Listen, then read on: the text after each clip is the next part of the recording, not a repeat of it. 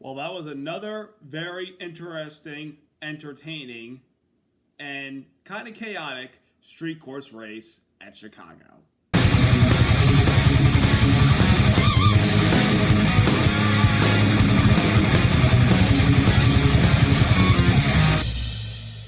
Hey there, race fans. It's Race Day Top 5 with me, Frank 5. Chicago. It's known for many, many places. It's known for the big Skydeck area, whatever that tall building is. It's known for home for some of the biggest sports franchises, the Chicago Bears, the Chicago Bulls, the Chicago Cubs, and the Chicago White Sox. But this year, year 2 of the Chicago Street Course, where NASCAR pretty much puts all these cars on the streets of Chicago in one of the most beautiful areas of the city of Chicago and puts on a show on Independence Day weekend with a lot of left and right turns, going up and down tunnels and all that.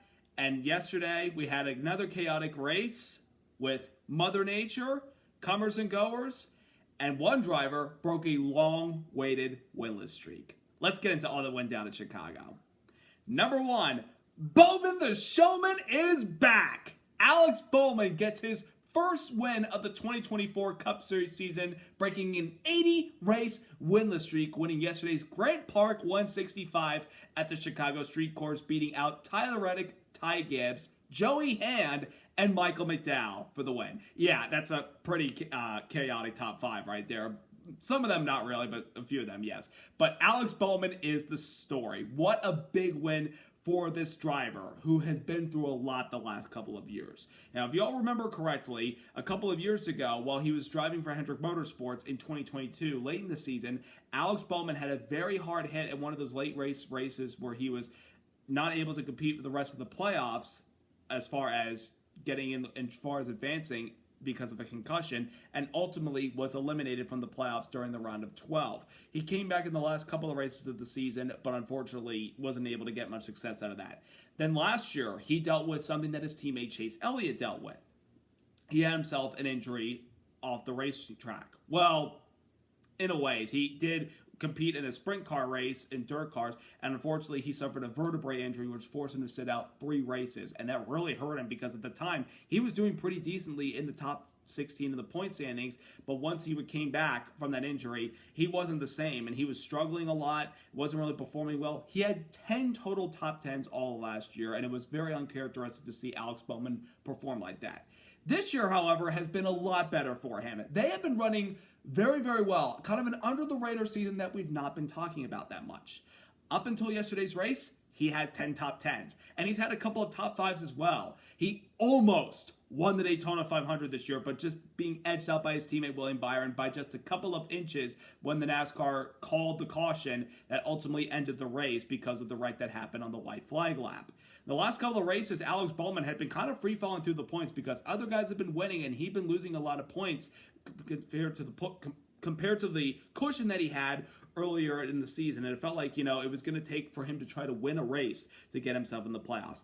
And that he did yesterday at the Chicago Street Course. He had a really good race car yesterday, running up in the top 10, getting up in the top 5 one point. He had good speed in the race car, and I don't think he fell to as low as 15th at all during the race yesterday. That car was solid. He did a great job yesterday negotiating around the turns. Now, there was one incident that he had during the beginning of stage number 2, and that was with Bubba Wallace, who, of course, entered the race below the cutoff line and was one of the drivers that pretty much needs to win to make the playoffs right now because of the points gap that he's behind at.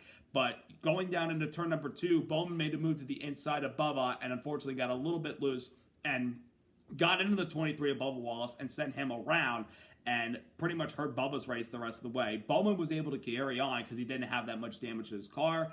Of course, the race got stopped because of weather. We got back going, and Bowman was still staying inside the top 10. Then a couple of guys decided to pit towards the end of stage number 2 because they were going to throw away stage points because they felt like the track was going to dry up and we were going to get the slicks, and they would benefit them more than the guys that were staying out there in wets. Bowman ended up finishing second to Joey Hand at the end of stage number 2.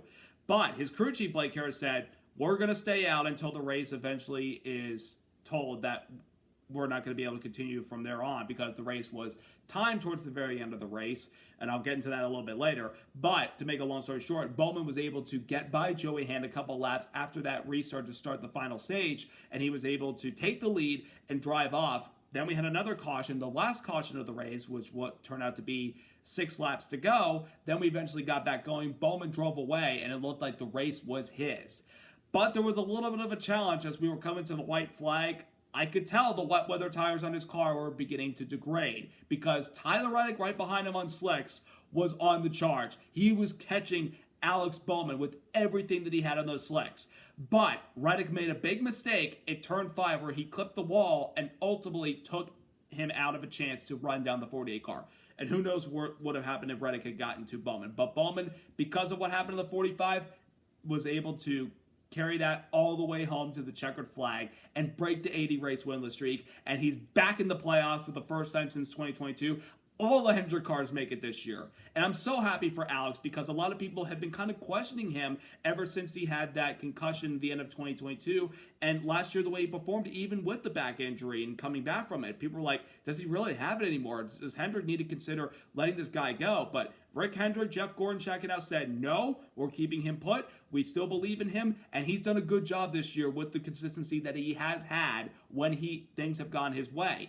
And his crew chief, Blake Harris, has done an amazing job this year. Of course, remember him and Michael McDowell a couple years ago? They had great chemistry with each other. They put Alex Bowman and Blake Harris together last year, and I felt like it was going to work out. But, of course, the injury kind of hurt his season. But this year, now that he's competing in a full year, we've had no injuries whatsoever.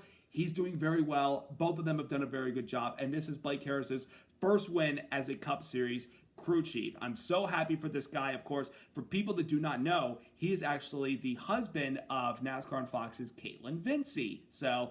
She was actually at the race this weekend as far as the PR team for the Chicago Street Course and got to interview the winner and her husband / race winning crew chief post-race yesterday, so that's pretty cool. But Bowman was very relieved. The stress is off his shoulders, and he said, I've got a lot of bourbon. I'm going to drink the damn night away, and I might wake up nude the next morning. I mean, that was hilarious. But I'm very happy for Alex Bowman. And now that he's in the playoffs with this win, I hope they can keep the consistency going because you just don't know what these Hendrick drivers, and considering how well they've all done this year, what they could all do come playoff time. Of course, we know how strong Kyle Larson, Chase Elliott, and William Byron have been this year. But now that Alex Bowman's got a win, who knows what all 4 of them could do come the postseason. I mean, it's been quite a while, obviously, since 2022, that all 400 drivers made the playoffs. Because remember, 2 of them made it last year. Now that Bowman's in it this year, we're going to see what he's truly made of. But a very nice win for him and the number 48 team. And by the way, I want to quickly go back to what happened with him and Bubba Wallace. On the cooldown lap, at the checkered flag, as Bowman was getting closer to the start-finish line to proceed with the donut celebration, Bubba Wallace door slammed him on the wall as he was not happy about what happened early on in the race. But Bowman said in his post-race interview, again, because he talked about during the red flag, I got to apologize to the 23 team. I did not mean to do it. And I don't think he meant to do it, but Bubba Wallace obviously saw otherwise. But unfortunately, that's kind of the drama that we have in our sport. But a big congrats to Alex Bowman and the number 48 team back in the playoffs. Number 2, contenders early on, fade, and struggle late. A lot of our race-winning favorites entering yesterday's race were contenders early on in the going until they ran into issues during the race that prevented them from having a chance to win. And let's start off with the defending winner of the Chicago Street Course, Shane Van Gisbergen, or SVG as we like to call him. Of course, last year won the inaugural street course race in his first ever Cup start, his Cup debut. He shocked the world last year and took NASCAR by storm by winning that race on wet weather tires. He was absolutely strong last year, and coming into this race yesterday, he was obviously the favorite, and he won the Xfinity race on Saturday. He was just the man to beat. And early on in the race yesterday with that number 16 colleague racing car, he certainly seemed like it. He was really strong, battling it up front with guys like Christopher Bell, Kyle Larson, Ty Gibbs, and Tyler Reddick. He was so strong. And it looked like he was going to be in position to put himself up there and pretty much control the rest of this race. He won stage number 1. And stage number 2, he started off, a little further spots back in the top 5, but there was a moment in turn number 6 where Chase Briscoe, who was running 6 at the time, lost control of the car and went around and went into the turn 6 tire barriers, bringing out a caution. But what we didn't see until a few seconds later, Shane Van Gisbergen was caught up in that crash. Not of his fault. he just got clipped as the 14 car was sliding sideways. He clipped the left rear of the 16 car at the last second, causing him to lose control and send him into the wall section at turn 6, ultimately destroying the right front wheel and ending his race. I was stunned to see the favorite entering this race, the man that every driver said in the garage area, he's the guy to beat. We have to find a way to beat him. I don't think they wanted to beat him that way. They wanted to beat him fair and square, not see him get wrecked out there. Obviously, I'm not bolting Chase Briscoe for what happened. He just lost control in the wet weather conditions, and the downpour was getting a little heavy at the time. But it just sucks to see the man that we all thought was going to repeat, or at least have a chance to repeat from last year's win and win this time. Unfortunately, it just wasn't meant to be, and Shane Van Gisbergen finished in 40th spot. But I guarantee you next year he will be back with a vengeance. And who knows what happens to him next year with the NASCAR series in general. He could be full-time in Cup next year. He's still got a few more races to run this year, but obviously a missed opportunity yesterday. Same goes for our pole sitter, Kyle Larson, who had a great battle with Shane during the Xfinity race on Saturday. They were going back and forth, and I was on the edge of my seat the entire time. Yesterday, Larson started on the pole, didn't lead a lot, but he had a very good car at the beginning, competing with the likes of SVG, Gibbs, and Bell, and everybody else. It certainly seemed like when SVG got knocked out, he was the best of the Chevy team, and it looked like he was going to give those Toyotas a run for their money. But right after we got the race back going, after we had the red flag delay, Larson was trying to carry a little extra momentum to catch Ty Gibbs at turn 6, and carried in too deep and locked it up and clipped the back of the 54 just barely. 54 carry on, but Larson went right into the tire barriers and destroyed his race car. I mean, it's been kind of a theme the last couple of years since his arrival on Hendrick. When he's winning, when he's so strong and finishing well, he's either winning races. If he's trying to go for the win too hard, he's wrecking. And unfortunately, it happened to him yesterday and ended up finishing in 39th spot.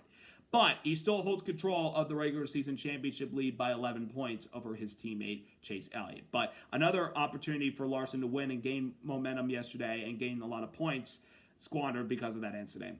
And then we have Christopher Bell, who last year was really, really good in the early part of the race, and he was strong yesterday. When the 5 and the 16 were out, I thought Bell's the guy to beat. He was really, really strong yesterday, and of course, he's a good road course racer.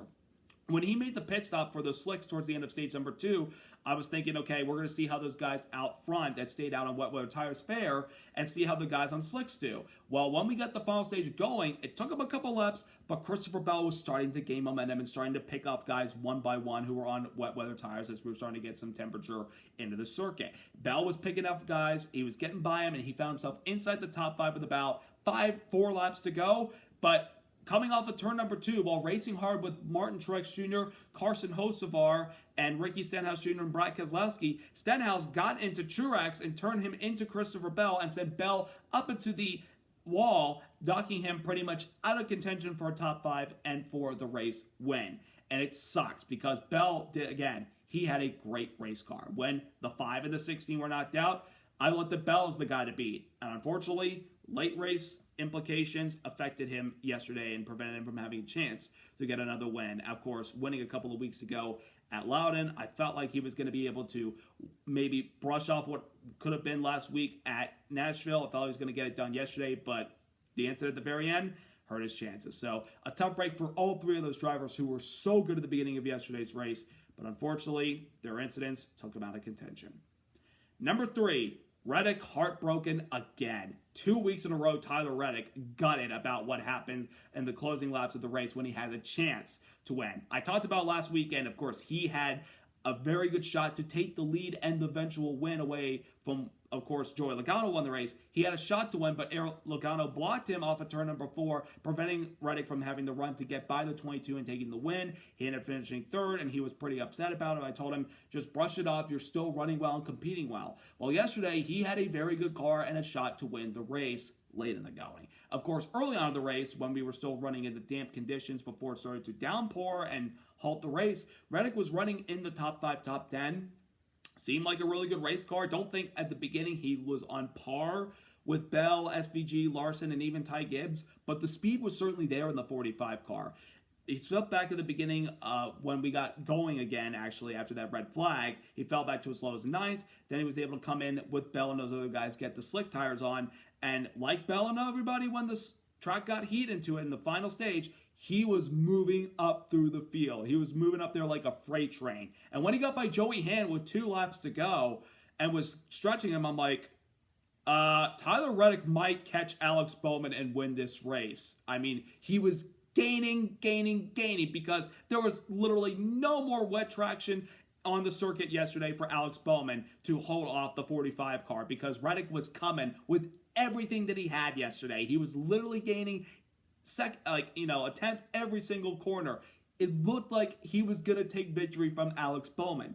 But as I mentioned, of course, talking about how Bowman got the win, Tyler Reddick in turn 5 on the last lap clipped the turn 5 wall with the right front wheel and ultimately ended his shot. I'm like, right there when I saw him hit it, like, that's the nail in the coffin. He was not going to catch the 48 car because he lost his momentum and he could have hurt that right front wheel, which I think it was hurt, but he was still able to limp it home with a second place finish. But once again, he was disappointed. Felt like another opportunity, and to do it in the city where his team owner, Michael Jordan, won 6 NBA titles with the Chicago Bulls. Reddick felt like that was a missed opportunity to please one of the boss men. So I get he's upset, but again, take away the positive, a great result, and still getting momentum. And he's only 23 points back at this regular season championship.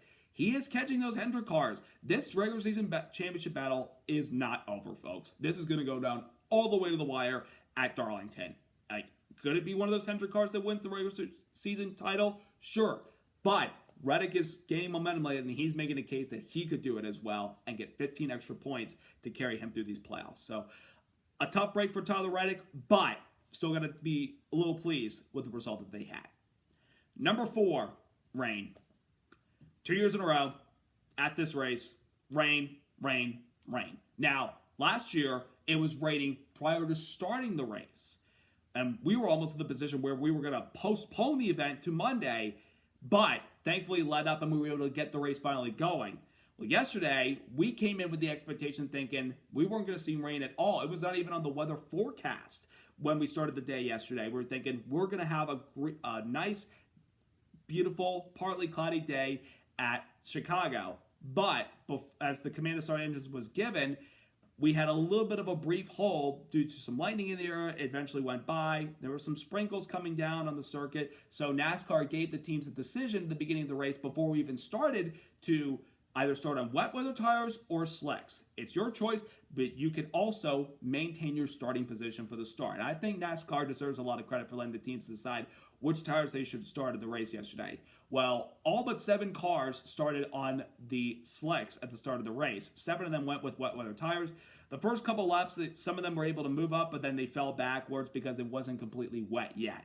But obviously, as we slowed the race down due to a caution for Corey LaJoie wrecking at turn 5 in stage 1, it slowed the race down, and then the rains came, and everybody had to put on wet weather tires at the time. And the first moments of stage number 2, of course, it was misty everywhere, and like all the rain coming off the track with these guys running all over it. It was a little bit chaotic, and of course, the wreck with the 14 and the 16 at turn 6 brought the race to a halt because there was also puddles forming at certain parts of the circuit where there's not really a lot of areas where the puddles form in some portions of the circuit, and NASCAR had to take action and said, it's a little too much and these guys can't hydroplane over this, so we're going to red flag the race and try to dry it as best we possibly can. Well, not dry the whole circuit, just dry it enough to where there's no puddles and we can still run it in damp conditions with the wet weather tires. It was a little bit of a long delay, unfortunately, and by the time I knew, we're probably not going to run all of the 75 scheduled laps. And NASCAR actually told the teams right before the red flag, based on this, we are not going to be able to do all 75 laps of the race, so we're going to run a timed race when we go back. So NASCAR said, because sundown is at 8:20 Central Time, where Chicago is, that will be the time limit that will basically say, after that, no matter what happens after 8:20, we are not going to have overtime at all if we have another caution. So that's one of the reasons why Alex Bowman was able to win the race on those wet weather tires with it being a timed race. We got the race back going after the heavy stuff passed us by. After that, obviously, there was no more rain, and we still ran with sun setting and everything, but obviously the track was still damp that these guys had to run the wet weather tires. But of course, with the time limit, once we reached 8:20 Central Time, NASCAR said, okay, that's it. These final 2 laps are the last 2 laps of the race. No more laps. That's it.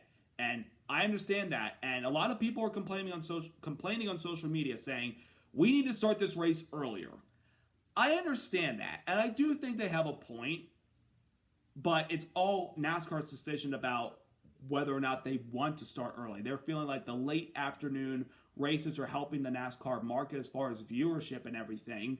And it has at times during races this year as far as viewership. But if we're going to try to beat this weather, I mean, if we're going to come back to the Chicago Street Course next year for a third year, which I think we will, and it sounds like we will, we need to probably start a little bit earlier than anticipated, or just hope Mother Nature doesn't even affect us at all. I would like a full Chicago Street Course race in dry conditions. We got that Saturday with the Xfinity Series, and it was outstanding. I wish it would happen for the Cup Series, and hopefully it does next year. But unfortunately, Mother Nature, year 2, had to play havoc with us again. And number 5, the racing at the Chicago Street Course race. I thought it was solid. Really good battles out there. You know, you had your comers and goers. You had the dominant guys at the beginning before they started to run into problems late or when their problems came up and hindered them. There was a lot of comers and goers and moving and shaking yesterday. Of course, I think the decision for teams to start the race on what tires they wanted to, whether it was slicks or wets, was a very nice decision by NASCAR, allowing the teams to kind of, give them their options. Obviously, a few weeks ago when we did the last couple laps of the race in weather conditions that allowed, a lot of people thought it's drying up now, put on slicks, but NASCAR said, no, pump the brakes. These guys don't have experience with this. Maybe down the road when we try it again if it happens, but we need to do with the road courses racing. We could do that, and they did that, and it was very entertaining yesterday. I mean, of course, the last couple laps of the race when the track was drying out, the guys on the slicks were passing those guys on those wet weather tires like crazy. It's like absolutely bonkers yesterday. I did enjoy the racing. It was very entertaining. Again, I do wish we could have gotten all 75 laps in. But so far, the racing in the Chicago Street Course is definitely fun. And I hope we come back next year, and it does sound like we will. If that's the case, I hope we get a drier race for next year. And Mother Nature stays away, and we have ourselves a good showing. But I think the racing product here is nice. Let's just get a full race in, hopefully, by next year. Now we are off to the Tricky Triangle, Pocono Raceway in Long Pond, Pennsylvania. This track is very, very challenging. It is 3 turns that are taken from 3 different racetracks: Trenton Speedway, Indianapolis Motor Speedway, the Milwaukee Mile. This track provides a lot of interesting, races, especially with shifting, strategy as far as giving up stage points versus wanting stage points. It'll be very interesting to see what happens next week. And now with 6 races to go in the regular season, the clock is continuing to tick for those guys that are below the cutoff line and some of those guys above the cutoff line that have not won yet. They've got to start trying to put themselves together and try to get a win before we get ready to go to Darlington in September, because we're getting there and there's not many opportunities left for some of these guys. And with 12 spots locked up, it's going to be a dogfight for these next 6 weeks. So who will come out on top next week? Will it be Denny Hamlin, who's been the king of Pocono for many, many years? Will it be Kyle Busch finally breaking through? Or will Alex Bowman carry off the momentum from this big win yesterday and take that to Pocono? We shall see. I'm looking forward to. So I hope you all have a wonderful week, and I hope everybody had a wonderful Independence Day on Thursday this week. So I hope you all have a wonderful week. Subscribe, like, and congrats once again to Alex Bowman and the 48 team on their big win at Chicago. Have a great week, everybody. Let's go racing!